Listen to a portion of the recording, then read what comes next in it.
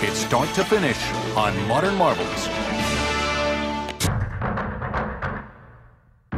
Kia Motors Manufacturing in West Point, Georgia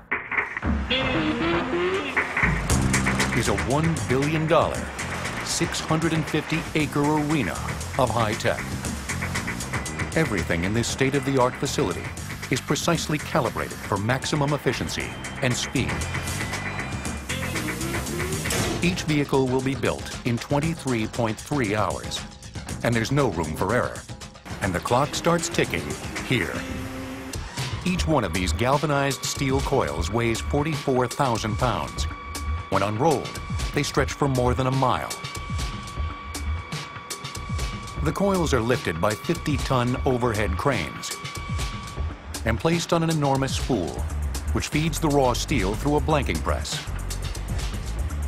This massive machine has a simple job.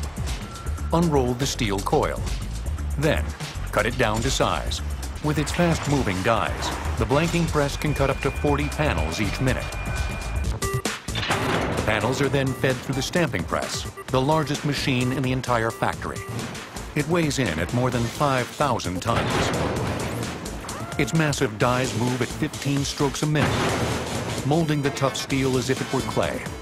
After less than an hour in the stamping shop, what was once an enormous steel coil is now a stack of shiny new auto body parts.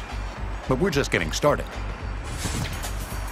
Next up is one of the most automated departments in the entire automotive industry, Kia's welding shop. Here there are just 62 humans and 242 robots. Each vehicle that goes through the welding shop will receive more than 2,000 welds, all performed flawlessly by robots. Human operators could take an entire day to complete a car body. Robots can fuse one together in 90 minutes. It was 1961 when the first industrial robots went to work for a General Motors plant. These robots, called Unimate, were basically mechanized lifters and welders. They were cutting edge for the time, but they still had plenty of drawbacks.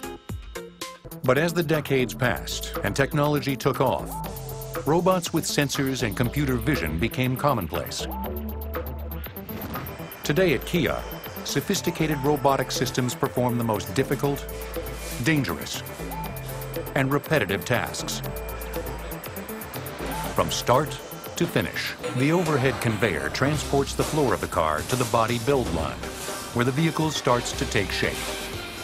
With their free range of movement and precision programming, industrial robots almost look like they have minds of their own, but they don't. This interface is critical, especially here at roof assembly, where precisely choreographed machines have 1 minute to do their job. We got to run a car every 60 seconds, so the robot's got to go in, do its job, and get out of the way in that 60 seconds. One small thing that we should realize with robotic systems is that once it's programmed correctly, that robot is not going to get tired.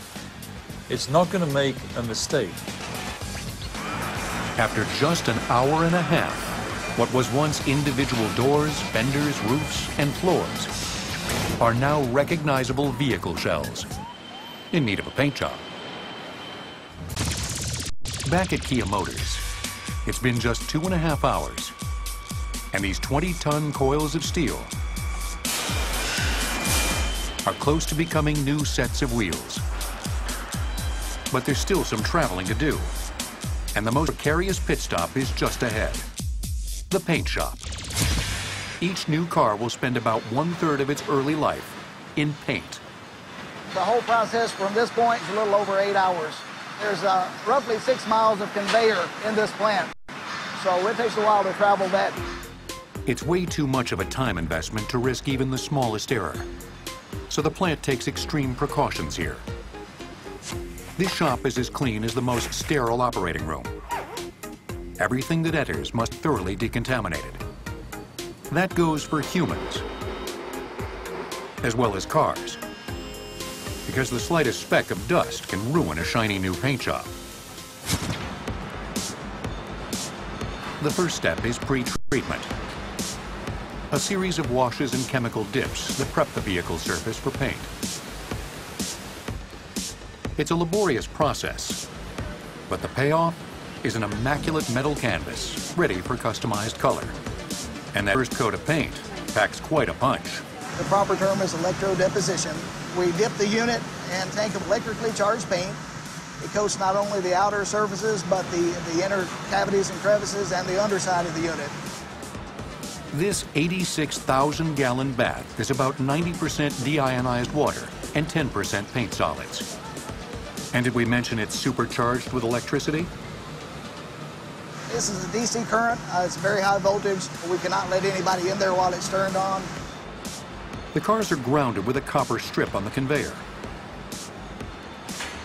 And because opposite electrical charges attract, the paint particles bind themselves to the cars as if the metal were a magnet.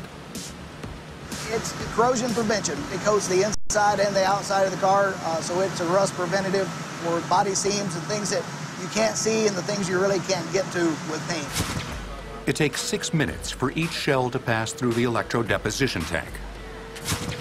And once they're coated, these cars are practically rust-proof. Next up, the paint booth. This is where all the prepping pays off. As cars get the one coat the whole world will see. Here they take no chances. Everything in the paint booth is controlled by computers and performed by robots. Inside the robot arm, there is what we call a color valve. We paint currently 10 different colors, and all 10 colors of paint are piped up to that color valve. As the unit comes into the robot's work envelope, it knows what color it's going to spray, so it triggers the color valve, and it sprays the color required for that unit. Each car has already been outfitted with an ID number. Computer tracking throughout the factory guarantees that every car gets its required color. We can paint a white car, a red car, a green car in that order, and all we have to do is a quick purge and cleaning of the line that goes out the end of the robot, and then we load a new color in behind it. Flat gray is out, color is in. After 8 hours in the paint shop, we're one step closer to hitting the highway. From start to finish, the paint shop is engineered to prevent costly mistakes. And because of the incredible automation, it can almost run itself. Perhaps this is a glimpse into the factory of the future.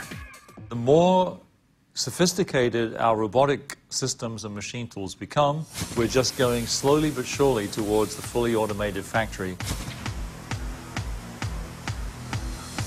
Meanwhile, back at Kia, we're one step closer to hitting the highway. It's been quite a ride so far. After stamping, welding, painting, and drying, these new cars have finally earned their wheels. And they get them, among other things, in general assembly, the final stop before hitting the open road. The car comes in as an empty body. We place the electronics into the car. We place the wiring. We then put the chassis module. We place all the interior trim, and then it becomes a finished car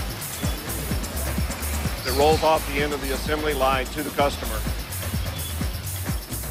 Every car gets a run through the showers to test for water tightness. And finally, it's time to crank it up and hit the test track.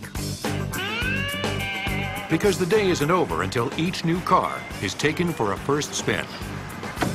Okay, time to take the vehicle for a test drive. We get up to 50 right here, and we'll set the cruise. Right here, we'll let go. Hard to believe that just 23 hours ago, this Emergency brake works. was this.